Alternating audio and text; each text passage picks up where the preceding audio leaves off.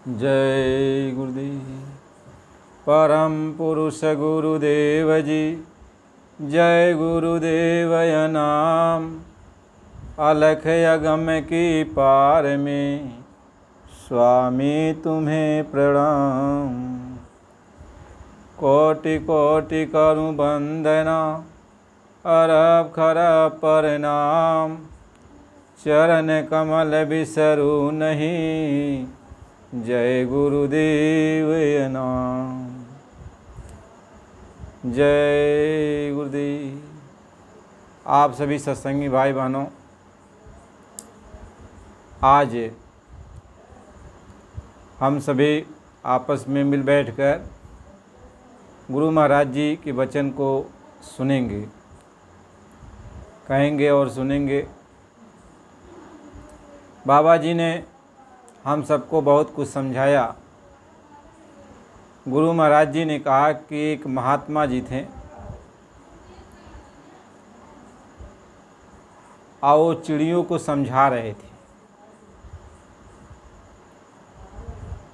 महात्मा जी चिड़िया को समझा रहे थे। महात्मा सबकी बोली भाषा जानते हैं, पशु पंछी की भी बोली भाषा जानते हैं, जीव जंतुओं की बोली भाषा जानते हैं। जो महात्मा होते हैं वो सबकी बोली भाषा जानते हैं। तो महात्मा जी ने चिड़ियों को समझाया और कहा कि देखो, जो शिकारी है बहेलिया, वो आएगा, जाल लेकर आएगा, तो तुम लोगों को फंसाने के लिए जाल को फैला देगा और उसी जाल में दाना डाल देगा। तुम लोगों को चुगने के लिए दाना डाल देगा। अब जब दाना डाल देगा और फिर जाके वो बहेलिया दूर बैठ जाएगा और तुम सब जब उसमें दाना चुगने के लिए बैठ जाओगी तो वह बहेलिया जो है जाल को खींच लेगा और तुम सभी जाओगी उसमें फंस जाओगी और फिर तुम लोगों को ले जा कर के वह बेच देगा। तुम लोगों को दिक्कत करेगा, फिर तुम जाल से निकल नहीं सकती, बहुत कष्ट तुम लोगों को मिलेगा। तो महात्मा जी कह रहे थे, चिड़ियों को समझा रहे थे कि बहेलिया आएगा, जाल फैलाएगा, दाना डालेगा और तुम लोग यह याद कर लो कि चुगना नहीं, और जब चुगोगी नहीं तो फंसोगी नहीं। तो चिड़िया सब याद करने लगी। महात्मा के वचन को सारी चिड़िया याद करने लगी कि बहेलिया आएगा, जाल फैलाएगा, दाना डालेगा, मैं नहीं चुगूंगी, नहीं फंसूंगी। अब चिड़िया इसको रट ली। महात्मा जी ने खूब रटा दिया कि बहेलिया आएगा, जाल फैलाएगा, दाना डालेगा, मैं नहीं चुगूंगी, नहीं फंसूंगी।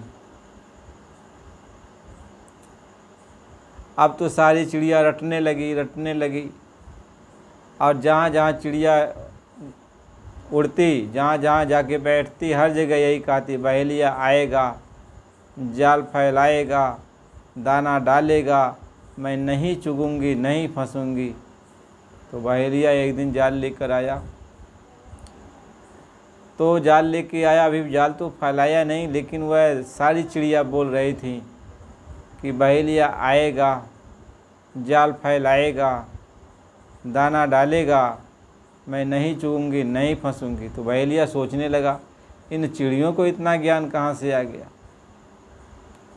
अब मैं सारा दिन बैठा रहूँगा जाल फैला करके, तो एक भी चिड़िया फंसने वाली नहीं है, तो जाल को नहीं फैलाया। लेकिन वो बहेलिया जगह जगह जाके देखता था, जहाँ जहाँ जंगल में जहाँ जहाँ चिड़िया रहती थी, सब जगह चिड़िया यही गाना गाती थी कि बहेलिया आएगा, जाल फैलाएगा, दाना डालेगा, मैं नहीं चुगूंगी, नहीं फंसूंगी। तो बहेलिया सोच में पड़ गया कि हमारा मेहनत तो अब बेकार हो जाएगा, एक भी चिड़िया फंसने वाली नहीं है। तो बहेलिया जो है अपना रूप बदल कर छिप करके दूसरे दिन जंगल में गया। उसको कोई नहीं जानता था कि ये बहेलिया है, जाल ओल नहीं दिखाई पड़ा, सब छिपा लिया था। तब भी ये चिड़िया रट रही थी कि बहेलिया आएगा, जाल फैलाएगा, दाना डालेगा, मैं नहीं चुगूंगी, नहीं फंसूंगी। तो बहेलिया सोचने लगा कि ये चिड़िया को किसी ने रटा दिया है, अब ये रट ली हैं चिड़िया, इनको कोई ज्ञान है नहीं। तो ये विचार करके बहेलिया ने जाल को फैला दिया, और जाल को जब फैला दिया और उसमें दाना डाल दिया चुगने वाला, जो भी लाया था, जो भी वो लाया था, धान, गेहूँ, चना, जो भी चिड़ियों को चुगने के लिए, चावल, जो कुछ भी वो लाया था उसको फैला दिया। और जब फैला दिया तो सारी चिड़िया उसको चुगने लगी, जाल में बैठकर प्रेम से चुगने लगी। और बहेलिया देख रहा, और चिड़िया चुगने लगी, और जब वो चिड़िया को होश आता फिर वही काम बात दोहराती, बहेलिया आएगा, जाल फैलाएगा, दाना डालेगा, मैं नहीं चुगूंगी, और चुग रही हैं। जब जाना बहेलिया की सारी चिड़िया आके बैठ गई, तो बहेलिया ने जाल को खींचा और सारी चिड़ियों को जाल में फंसा लिया।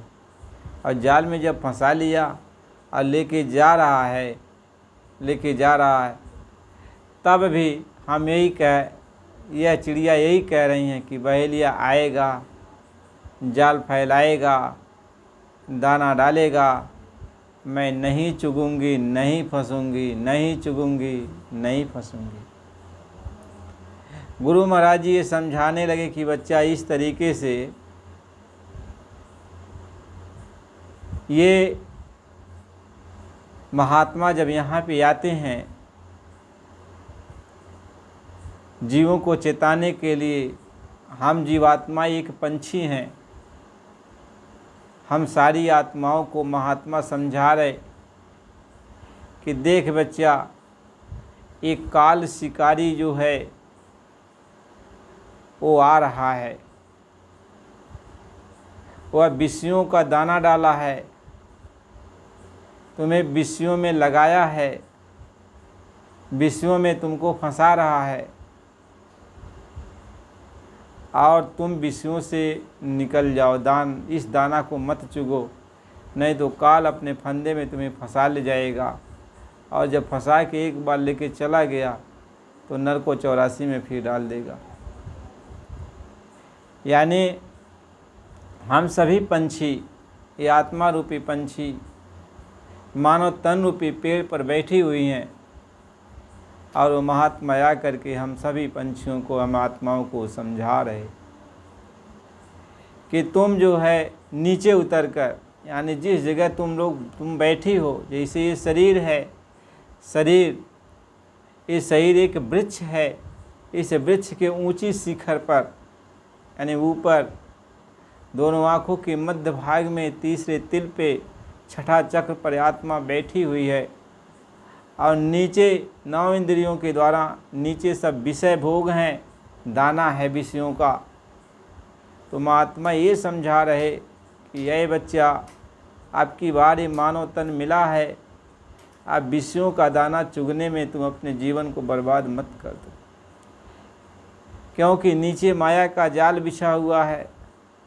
जब विषयों के जो माया का जाल है उसी में विषय का दाना डाला गया है, ये सब माया का जाल है।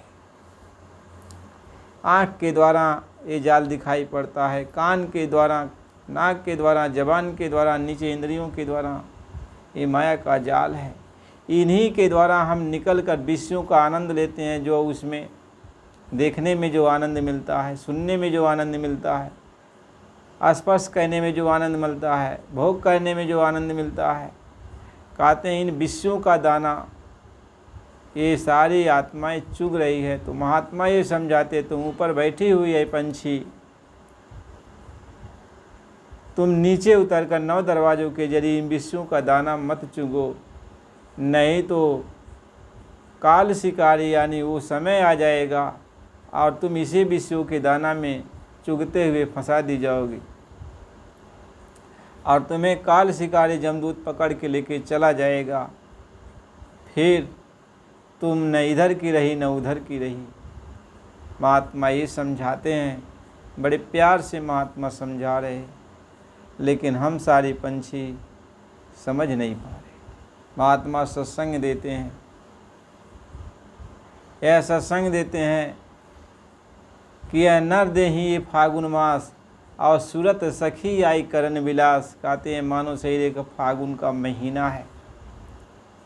आत्मा इस फागुन के महीने में आनंद मनाने के लिए आई है कि चलो फागुन का यानी मानो शरीर मिल गया। ये फागुन का महीना है, होली खेलने का ये समय आ गया है। हम परमात्मा के साथ अपने मालिक के साथ होलें, यानी अब तक हम अपने मालिक से नहीं मिली, लेकिन इस अवसर पर अपने मालिक से हम मिल लें, अपने परमात्मा से मिल लें। आत्मा को जगा रहे हैं महात्मा की, अब की बार आए सूरत सखी, अब की बार तुम चलो और परमात्मा के साथ होली खेल लो। कहीं प्रेम नगर के माही होली होए रही, और जब से खेलो हमहूँ चित दे, आप नहु को खोए रही। और प्रेम नगर के माही होली होए रही। कहते हैं मालिक के दरबार में सचखंडे, जहाँ वो मालिक है उसका घर है, जहाँ अपना प्रीतम प्यारा बैठा हुआ, वहाँ हर वक्त होली हो रही है। तो आप चलो, आए सूरत सखी तुम चलो और अपने पिया प्रीतम प्यारे से मिल लो और वहाँ होली खेल लो, उसके बन जाओ। महात्मा ये समझाते हैं कि देख, तू परदेश में आके भटक गई है और अपना घर अपने प्रीतम को तू भूल गई, और परदेश में लगवारों के साथ तुम घूम रही है, अपने घर को भूल गई। ये मन लगवार है, ये चरवाहा है, और इंद्रियां भेड़ हैं। ये मन रूपी चरवाहा इंद्रिय रूपी भेड़ों को जो है चरा रहा है, और ये जो है आत्मा इसमें विषयों का आनंद खोज रही है। महात्मा ये समझाते हैं कि यह आत्मा अब की बार तुम चल, मेरे समझाने पर अब की बार तू मान गई, मेरी बात को समझ ली, तो अब की बार तू अपने देश चल चलेगी, फिर वापस यहाँ नहीं आना है। इस काल देश में फिर वापस नहीं आना है, यह दुख सुख की नगरी में फिर वापस नहीं आना है, इस जन्म मरण के बंधन में फिर वापस नहीं आना है। इसलिए हम सभी एक पंछी हैं, और हम सारे पंछियों को महात्मा समझा रहे हैं। पंछी क्यों कहा जाता कि पंछी को बुद्धि नहीं होती? पंछी को बुद्धि नहीं है, जो सिखाए पढ़ाया जाता वही वो सीखती हैं। तो हम लोगों को अभी कोई बुद्धि नहीं है, अपनी बुद्धि से कुछ नहीं कर सकते। महात्मा ये कहते हैं तुम्हारे पास बुद्धि अभी नहीं है, क्योंकि बुद्धि माया ने हर ली है, बुद्धि है नहीं। तो महात्मा ये कहते हैं जैसा मैं कहूँ वैसा तुम करो, क्योंकि तुम अपनी बुद्धि से जो कर रही हो कर नहीं पाओगे, तुम्हारे पास बुद्धि में विवेक नहीं है। जैसा मैं कहूँ वैसा तुम करो। इसलिए कहा सद्गुरु कहे करो तुम सोई, और मन के कहे चलो मत कोई। ऐ आत्मा, ऐ मेरी प्यारी सुरतें, ऐ पंछियों, मैं जो कह रहा हूँ वैसे तुम करो, मेरे साथ चलो, जैसा मैं कह रहा हूँ वैसा तुम करो, तब निकल पाओगी। लेकिन यदि अपने बुद्धि से तुम निकलना चाहोगी तो नहीं निकल पाओगे, फड़ा किसी के जाल में रह जाओगे। हमें इसलिए गुरु के वचन को मानना चाहिए। ये नहीं सोचना चाहिए कि इसमें हमारा भला हो रहा है बुरा हो रहा है, क्योंकि हमारे पास हमारी बुद्धि काम नहीं कर रही है। और गुरु सुजाखा है, बुद्धिमान है, ज्ञानवान है, गुरु सब जानता है हमारा भला किस में है, तो वही मार्ग निकालता है, वही रास्ता निकालता है। किसी रास्ते पर मैं सूरतों को चलाऊंगा तो इनका भला हो जाएगा, ये निकल चलेंगे। लेकिन हमें वह मार्ग बड़ा कठिन लगता है। हम सोचते हैं कि नहीं, हमारे हिसाब से मार्ग बन जाता तो ठीक रहता। लेकिन हमारा जो मार्ग है वह विषयों का मार्ग है, भोगों का मार्ग है, और ये नरक में जाने वाला मार्ग है, 84 में जाने वाला मार्ग। जिस मार्ग को हम लोग चुनते हैं वह मार्ग नरक को 84 में ले जाता है, और जो मार्ग महात्मा चुनते हैं वह मार्ग जो है अपने घर सचखंड ले जाता है, सतलोक ले जाता है। तो हम तो उधर गए नहीं, सचखंडे कभी गए नहीं, देखे नहीं उधर, इसलिए उधर जाने में तकलीफ़ होती है। महात्माओं के वचन को मानने में बड़ा कष्ट होता है।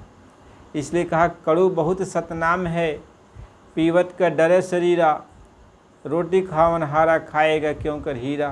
कहते पहले तो वह बड़ा कड़वा लगता है, पहले तो बहुत कड़वा लगता है कि उधर कैसे हम लोग चलेंगे, कैसे साधन भजन करेंगे, कैसे भक्ति भाव करेंगे। एकदम जो है मालूम होता है कि क्या हो जाएगा। कान में उंगली डालते कुछ नहीं मिलता, आँख में बैठ कर आँख से ध्यान लगाते कुछ नहीं होता, सुमिरन में मन नहीं लगता, भागा भागा रहता है, बहुत नीरस लगता है। लेकिन जब हम उस मार्ग पर चलने लगते हैं तो बड़ा उसमें आनंद मिलता है, अमृत बरसता है। जब चलने लगेंगे तब जब यहाँ का जो गर्मी है, जब ये गर्मी हट जाएगी, माया की काल की ये जो गर्मी है इंद्रियों के भोगों की, ये जब गर्मी हट जाएगी और जब अपने देश का जो परम शांति की जो हवा बह रही है वो जब आने लगेगी, तो ये आत्मा के अंदर परम शांति मिल जाएगी। तब वो कहेगी नहीं, अब हम भजन करेंगे, हम इस मार्ग पर चलेंगे। इसलिए महात्मा ये समझाते कि सहज सहज सब कोई कहे और सहज न चीन्हे कोई, और जे सहजे साहेब मिले सहज कहाँ में सोए। कहते सहज सहज तो सब कोई कहता है कि सहज मार्ग है, लेकिन जिस मार्ग से वो मालिक मिल जाता है, जिस मार्ग से वो मालिक मिल जाता है वही सहज है, वही सहज मार्ग है। जिस मार्ग से हम अपने घर पहुंच जाएं वही सरल मार्ग है, वही सहज मार्ग है। तो हमें इस मार्ग पर चलना चाहिए जो गुरु बता दे। इसलिए गुरु के समान कहते हैं, गुरु हैं हितकारी तेरे, गुरु बिन कोई मित्र न है रे। कहते गुरु तेरा हितकारी है, गुरु के बिना और तेरा कोई संगी साथी नहीं है। गुरु हर पल तेरी संभाल करेगा, हर पल तेरी रक्षा करता है। इसलिए तू सद्गुरु के वचन को मान और विषयों से अपना, विषय के दानों से अपना नाता हत्या तोड़, नाता रिश्ता तोड़, विषयों का आनंद लेना कम कर। ये विषय हैं कि इन्हीं की आशा में तुम बह जा रही हो। कहते बहे बहाए जात थे लोक वेद के साथ, और पैड़े में सतगुरु मिला दीपक दीनों हाथ, और दीपक दीना तेल भर बाती दई घट, अब पूरा किया बिसाहना बहु नया हट। तो ये हम लोग बह रहे थे, यह बह रहे थे या दुनिया के लोकाचार में, दुनिया के ये जो है माया के जाल में हम लोग बह रहे थे। लेकिन सतगुरु रास्ते में मिल गए, वो मिल गए हम लोगों को, तो उन्होंने ज्ञान दिया, ज्ञान की रोशनी दिया, दीपक दिया। कहा जिधर तू जा रहा उधर खाई खंडक है, उधर आग जल रही है, तू पीछे मुड़ जा। कहीं पश्चिम द्वार के पार जरा पार देखना, नहीं पीछे मुड़ के चला देख, अपने घर की तरफ चल, इधर तो आग लगी हुई है। तो जब सतगुरु मिल गए तो हम लोग घूम गए, जिधर जा रहे थे उधर से पीछे घूम गए और सतगुरु के बताए हुए रास्ते पर चल पड़े। इसलिए कहा कबीर दास की उल्टी वाणी और बरसे कमर भीजे पानी।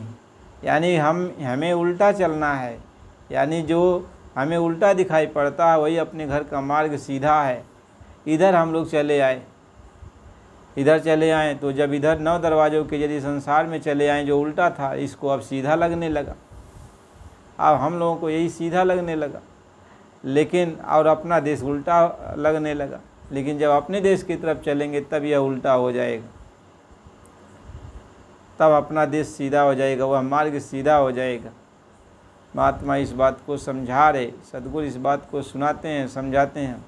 इसलिए हम सारी पंछियों को केवल रटना नहीं है कि हाँ मतलब बहेलिया आएगा, जाल फैलाएगा, दाना डालेगा, हम नहीं चूंगी नहीं फंसूंगी, रटना नहीं है, अमल में लाना है।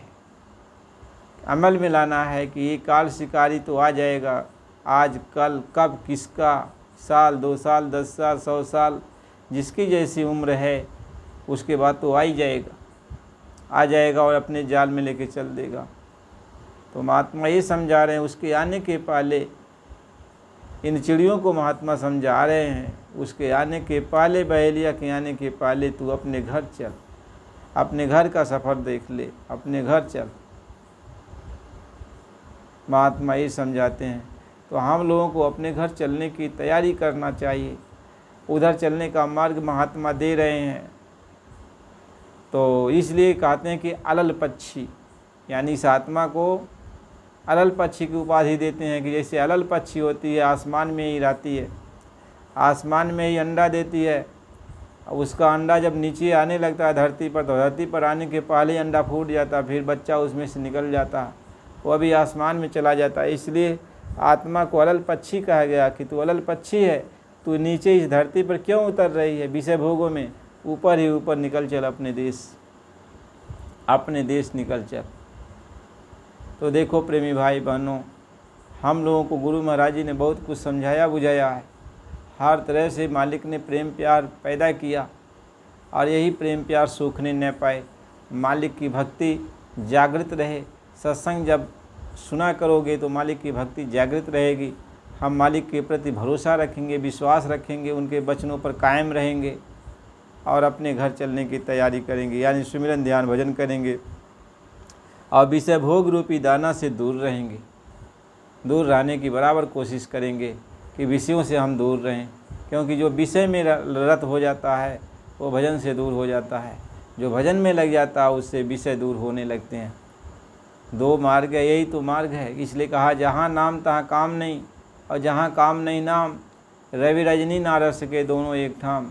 विषय भोग का आनंद लेने वाला व्यक्ति भजन नहीं कर सकता, और भजन करने वाला व्यक्ति विषय भोगों में नहीं लग पाता है, क्योंकि वो उसको दूसरा आनंद मिलता है, इसको दूसरा आनंद मिलता है। यह विषयों का जहर पी रहा है, इसमें उसको आनंद है, वह अपने घर का आनंद ले रहा है, अमृत पी रहा है तो उसमें उसको आनंद है। तो अमृत को छोड़ना नहीं चाहता, या विषयों को नहीं छोड़ना चाहता। महात्मा ये समझाते हैं कि बच्चा, कौवा हंस में दोस्ती हो गई, कौवा हंस में दोस्ती हो गई, दोनों में मित्रता बड़ी गाढ़ हो गई। एक बार हंस ने कहा कि चल मित्र मेरे देश चल, हम तुम्हें अपने देश के हालत बताएंगे, दिखाएंगे, चलो। तो कौवा ने कहा कि चलो भाई, हम तुम्हारे देश चलते हैं। तो दोनों चले। जब मानसरोवर पहुंच गए तो वहाँ हंस जो है मोती चुगने लगा और कौवा से कहा तुम भी चुगो। तो कौवा कहा कि नहीं, ये मेरे बस का नहीं है, यहाँ तो मेरी चीज़ है ये नहीं, गंदगी है ये नहीं है, यहाँ मेरा जी अकुला रहा है, यहाँ से निकल चलो। हंस फिर उसको साथ लेकर के जो आया। तब कौवा कहा चलो हम अपना देश तुमको दिखाते हैं। तो जो अपने देश में आया तो बहुत सारी गंदगी थी। तो कहा कि देखो ये मेरे देश की ये गंदगी है, यही है मेरे देश का अमृत। तो वह उस गंदगी को खाने लगा कौवा, और हंस वहाँ उसकी बदबू तक सह नहीं पा रहा है, वह उसका जैसे प्राण निकल जाए। तो हंस वहाँ छटपटाने लगा और कहा कि मित्र यहाँ से जल्दी चलो। तो वो दोनों फिर वहाँ से उड़े। तो हंस, वो जो कौवा के मुख में गंदा लगा हुआ था, और वह सब लोग उड़ के गए जंगल में, एक पेड़ के नीचे, पेड़ के ऊपर जो है जाकर डाली पर बैठ गए दोनों, हंस और कौवा एक ही डाल पर बैठ गए। इसके बाद उसी पेड़ के नीचे उस देश का जो राजा था, शिकार करने के लिए आया था जंगल में, तो धूप थी ज़्यादा, तो वहीं वह आराम करने लगा और उसके सिपाही लोग पहरा देने लगे। तो कौवा और हंस दोनों आपस में कुछ बात कर रहे थे। तब तक कौवा के मुख में जो गंदा लगा हुआ था वह नीचे गिर गया और राजा के गाल पे पड़ गया। अब सिपाहियों ने तो देखा, तो सिपाही तो बहुत जो है क्रोधित हुए और उसके बाद तीर चला दिया। जब तीर चला दिया तो कौवा तो बड़ा होशियार, कौवा जैसे ही इन्होंने तीर की साधना किया कौवा उड़ गया, लेकिन हंस को कोई गम नहीं था। वह तीर हंस को जाके लग गया और हंस जब नीचे गिरने लगा मरते मरते, तो यही कहा, हे राजन तेरे ऊपर जो डाली थी बिड, यानी तेरे ऊपर जो गंदगी डाला था, हे राजन, जो तेरे ऊपर डाली थी बिड वह था कौआ और मैं हूँ हंस और मरा दुष्ट के संग। यानी दुष्ट के साथ करने के कारण आज मेरी यह दुर्गति हुई। वह तो चला गया लेकिन आज मैं मारा गया। इसलिए कहा दुष्ट संग नहीं दे विधाता, ऐसे लोगों का साथ नहीं करना चाहिए। तो यह मन रूपी कौआ हंस रूपी आत्मा को विषय भोगों में लगा रहा है, विषयों का जहर चढ़ा रहा है और आत्मा जो है मारी मारी फिर रही है। महात्मा इसलिए समझाते हैं कि यह मेरी आत्माएं, अब तू चेत जा और इस मन रूपी कौए का साथ तू छोड़ और चल मेरे साथ अपने मानसरोवर अपने देश चल। महात्मा ये समझाते हैं। इसलिए प्रेमी भाई बहनों, हम लोग एक पंछी हैं और महात्मा आए हैं हम लोगों को ले चलने के लिए अपने देश। आत्मा रूपी पंछी अब उड़कर अपने देश चले, अपने घर चले, अपने देश सचखंड चले। तो सत्संग बराबर सुनना चाहिए। सत्संग जब आप सुनोगे तो अपने घर चलने की आप लोग को प्रेरणा उत्पन्न होगी, उत्साह आएगा, उमंग आएगा, भक्ति जागृत होगी कि चलो अपने देश चले, अपने घर चले और यहाँ विषय भोगों में अपने जीवन को बर्बाद मत करें। तो भजन में लगोगे, अपने घर चलने का मार्ग यानी भजन में लग जाओगे, भजन कहने लगोगे तो अपने घर चलोगे। तो गुरु महाराज जी ने बहुत कुछ समझाया बुझाया और बहुत कुछ मालिक ने कहा है। वही सत्संग है जहाँ हम उनके वचन को कहेंगे, सुनेंगे तो मालिक के जो वचन है वह काम करेगा। कहें सत्संग जल जब कोई पाए, मैल आई सब कट कट जावे। जो मालिक के वचन मिलने लगेगा तो हमारे अंदर की जो मन की मलिनता है ये साफ़ होने लगेगी, गंदगी मन की साफ़ होने लगेगी। और हमारे जब मन साफ़ हो जाएगा तो आत्मा भी साफ़ हो जाएगी। मन साफ़ हो गया, छल कपट झूठ फोड़े धोखाधड़ी विषय भोग भी सब विकार सब निकल गए मन के अंदर से। वह भी निर्मल, आत्मा भी निर्मल। कहे निर्मल मन जन सो मही पावा। तो निर्मल हो गए तो हम लोग अपने देश चलेंगे। मन अपने देश पहुंच गया त्रिलोक में जा कर के और आत्मा अपने देश चली गई, सचखंडे चली गई। हम अपने प्रीतम प्यारे से मिल गए, वह अपने प्रीतम प्यारे से मिल गया। इसलिए महात्मा समझाते हैं कि दोनों अपने महल समान, दोनों अपने महल में चले गए। इसलिए प्रेमी भाई बहनों, सत्संग को बराबर सुना करिए। और जो प्रेमी अभी नए हो, अभी सत्संग सुन रहे हो और अभी चैनल को सब्सक्राइब नहीं किए हो तो आप सब्सक्राइब कर दीजिए, और ताकि जो भी सत्संग जाए तो आपके पास बराबर जाए, आप सत्संग को बराबर सुनें। जय गुरुदेव।